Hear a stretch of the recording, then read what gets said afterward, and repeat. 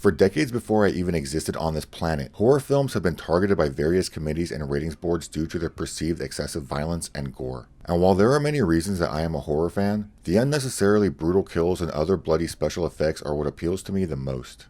However, in Great Britain in the early 1980s, movies like Cannibal Ferox, Inferno, The Evil Dead, among many others, had found themselves on the wrong end of the National Viewers and Listeners Association, who, concerned over the limited oversight on releasing low-budget horror films straight to video, led to the passing of the Video Recording Act of 1984, which gave the British Board of Film Classification more responsibility on classifying and censoring all video releases in the country, known as the Video Nasty Era.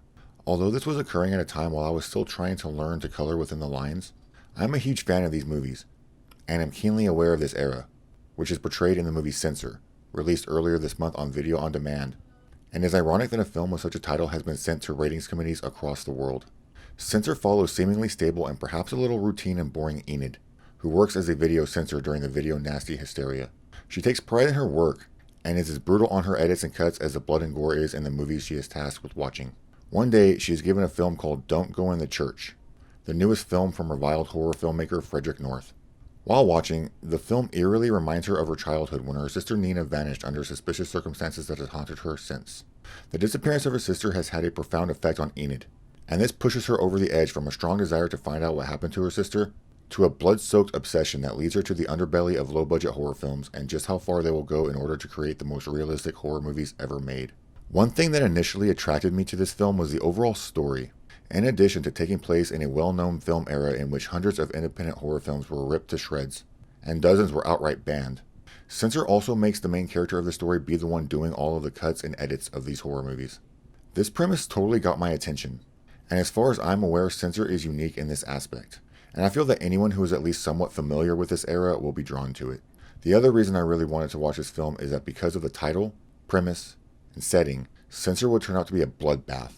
I was hoping that a film called Censor that takes place during the video nasty era would really want to ramp up the violence and gore and shove it to these ultra-sensitive corporate knobheads.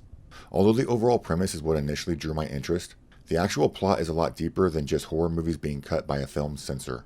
While nowhere near misleading, if you were to go just based off title alone, this film would easily be very different than what you might have been expecting. There is a lot in this film about Enid and the disappearance of her sister, as well as her relations with her parents dealing with circumstances that they have been able to cope with, but Enid has struggled with. I rather like the fact that the film centers more on character than scenario, as we are led deeper into the real-world nightmare that is Enid's haunted past and present. But at times, there seems to be a bit of unevenness or lack of clarity to how certain situations become the film's reality. This film seems kind of quick and jumpy, perhaps a little too eager to get to the development of the film without properly addressing small but important details that would have greatly improved this movie. It's a noticeable flaw, but it is handled with enough care to keep the viewer's interest over the duration of the film, and ultimately doesn't do a great deal of damage. The other reason for my interest was a hopeful assumption that this movie would be so violent and gory that it would make anyone watching it in order to cut it for release vomit demons all over the screen. Do not be fooled. Censor has some pretty cool kills and more than enough bloodshed to kill a small mob of trendy hipsters using their Christmas gift cards at Urban Outfitters. However, these insanity-fueled gore deaths can't compare to some films released even during the era in which Censor takes place.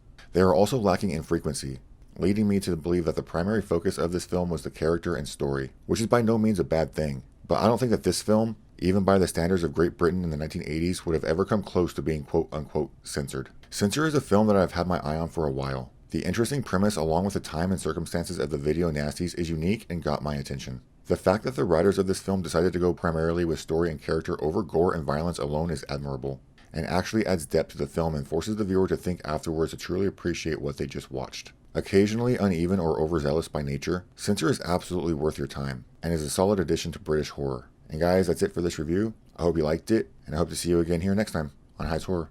Thanks for watching, guys. I've salvaged the tug of war with the intestines.